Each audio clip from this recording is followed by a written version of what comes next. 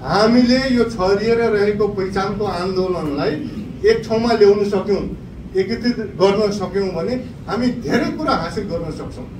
त्यसले गर्दा हामी पहिचानवादी मोर्चा हामीले किन निर्माण गरेको भने पहिचानको आन्दोलन विस्तारित भएको छ, तर यो छरिएर रहेको छ।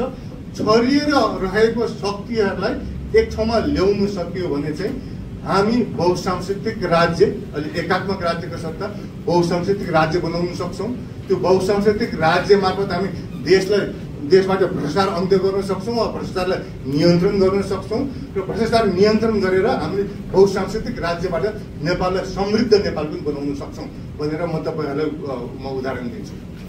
अब बहुसांस्कृतिक राज्य एकल जातीय राज्यको ठाउँमा एकात्मक सत्ताको ठाउँमा बहुसांस्कृतिक राज्य चाहिन्छ। त्यो बहुसांस्कृतिक राज्य भनेको के हो? म छोटकरीमा म धेरै व्याख्या गर्दिन, किनभने धेरै कुरोहरू थाहा छ। अब त्यो स्वायत्तताको कुरो हैन, अब तामाङ सालिङ चाहिँ